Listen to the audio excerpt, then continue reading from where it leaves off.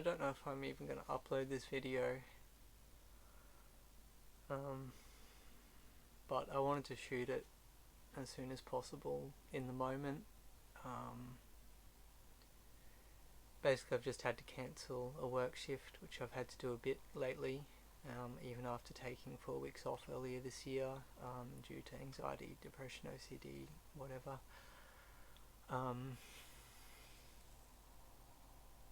It's not a good feeling.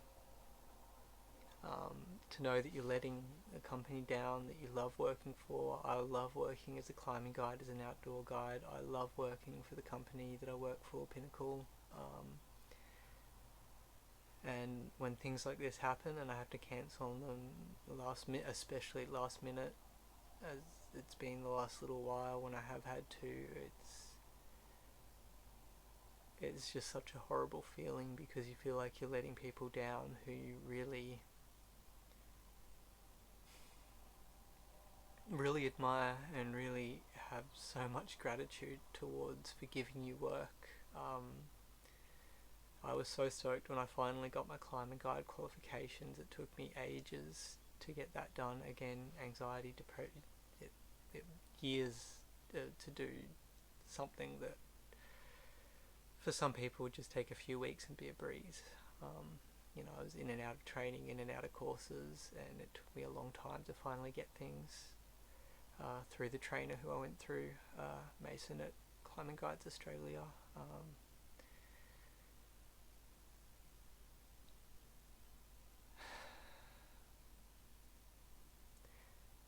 And this stuff isn't about, oh, poor Zach, look what he's going through.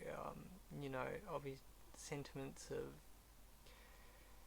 hope you're doing well, hope you get better, hope you're doing better, hope you get through, all of that stuff. It's appreciated, but it's not what this is about. It's not what any of these videos are about. As I've said before, this year especially, I've stepped back from a whole bunch of things that I was doing, basically just to focus on just trying to work and trying to climb and hike as much as possible. And that has been a challenge in itself, even recreationally climbing.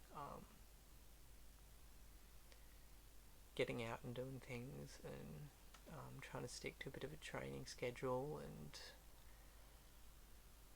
keeping up with work and keeping consistent with work, because whenever I drop a shift, it's not like someone can just come pick it up. It's we have to can it, we have to postpone it, and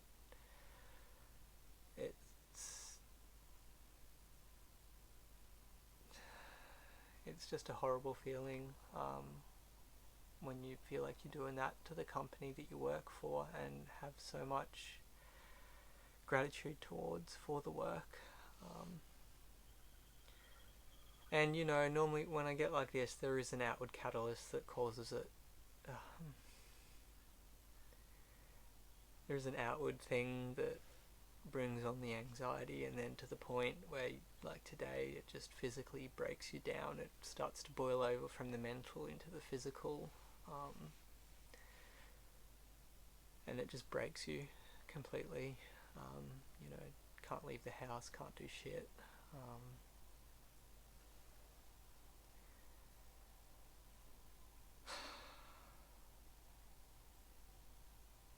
It's really rough, and it's hard to explain. It's hard to really put into words just how crappy it feels physically, and then how crappy it makes you feel when you know that you're letting people down who you care about.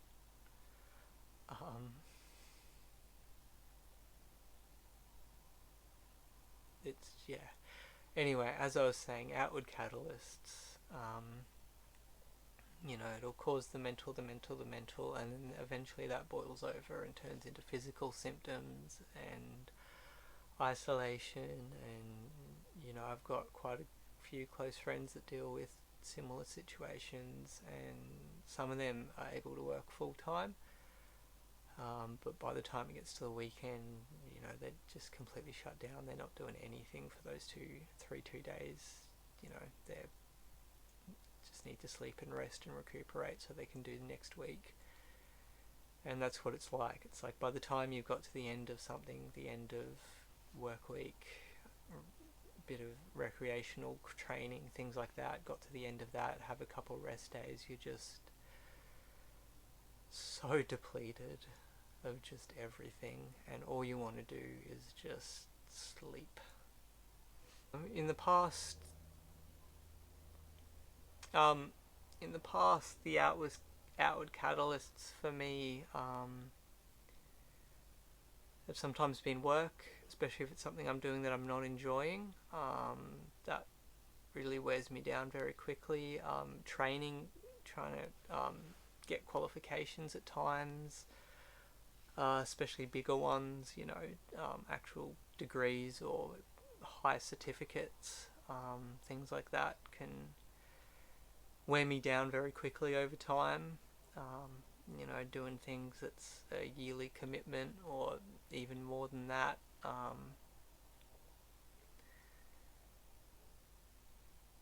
Yeah, and it just gets to the point where your brain's just taken as much as it can take, and then it starts to offload that onto your body.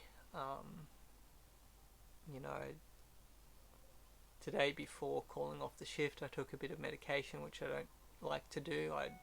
Or a bit more medication than normal, which I don't like to do, just to see if it would settle things down enough for me to actually get to work. But it just didn't work today.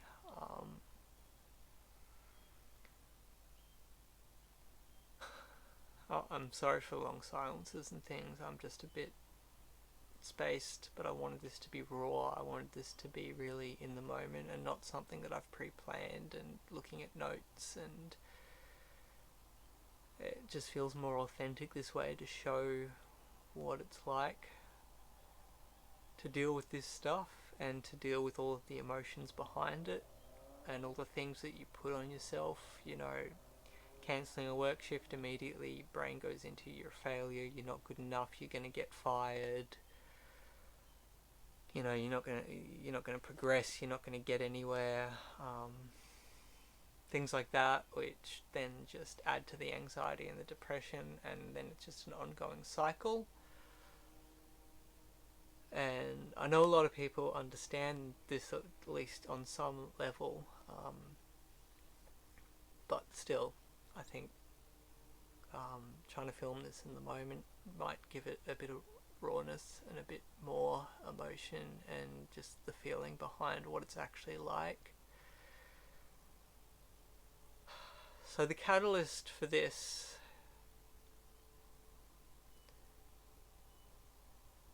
look, it should be something I'm really excited about.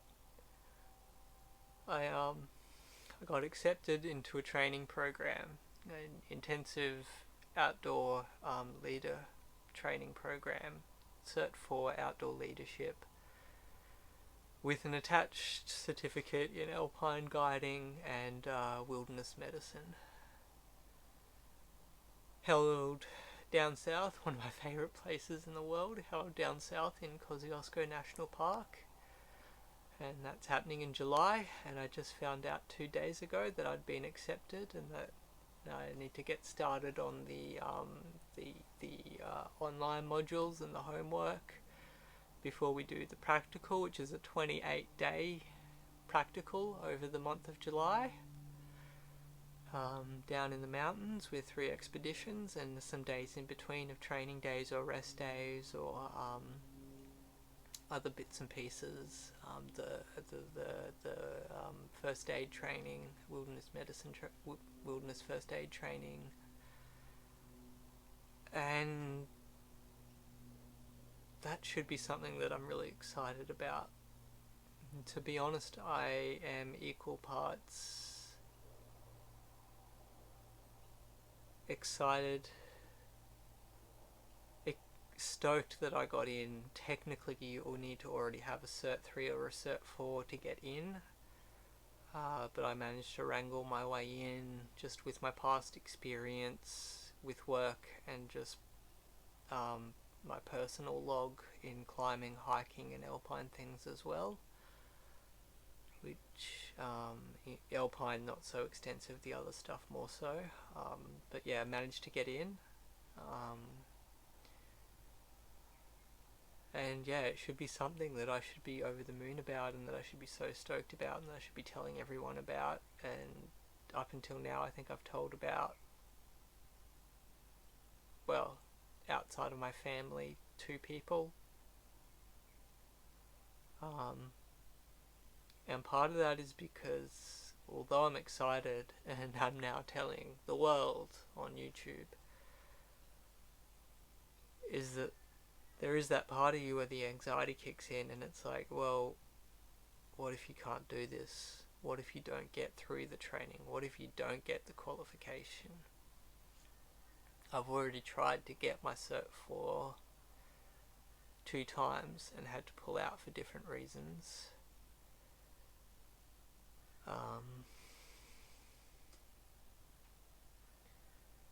And in some ways, doing this as an intensive could be easier on me.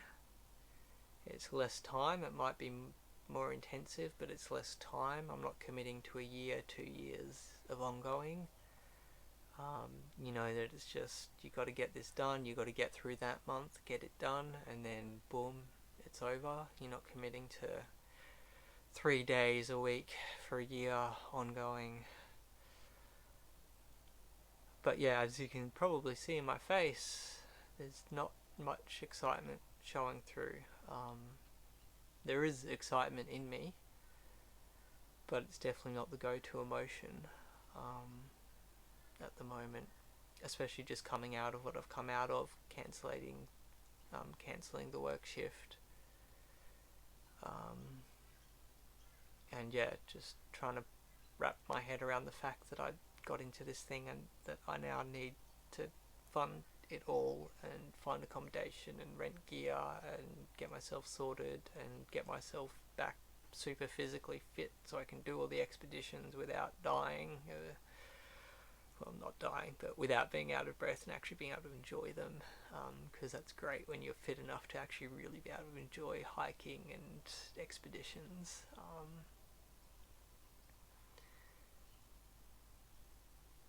Yeah. So it's interesting. It's interesting how anxiety can play off excitement. I've heard people say that they're the same emotions, just shown in different ways. And I try to reframe my anxiety as excitement sometimes if I am feeling anxious about something, and sometimes it works. In this case, it definitely hasn't.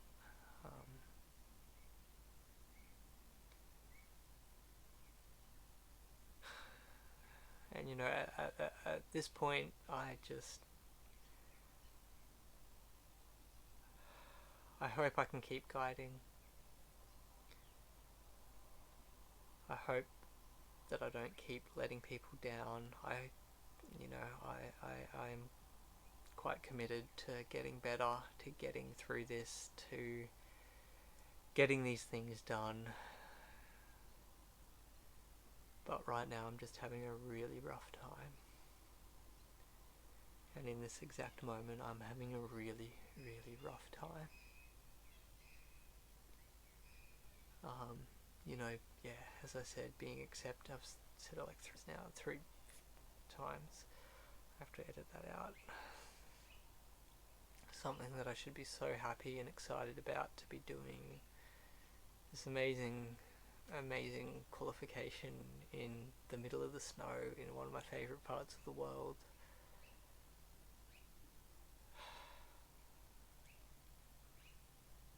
But I'm scared, I'm anxious,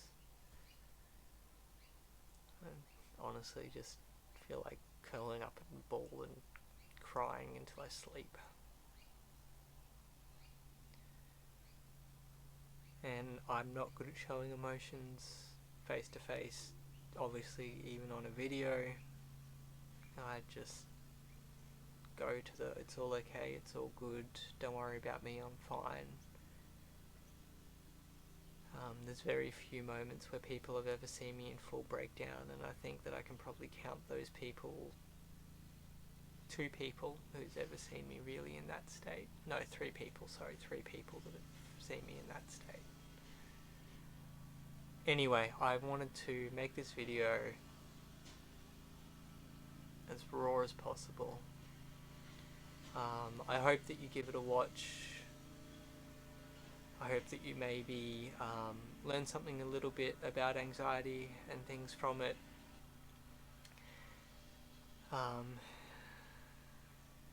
Or just get something from it. I mean, there's not much to learn from this video. I hope you get something from it. If you're going through something similar, don't be afraid to reach out. I'm always happy to talk about mental health stuff. Thank you for watching. Hopefully the next video I put will be a bit more happy and a bit more positive and a bit more exciting. Thanks, and I'll talk to you later.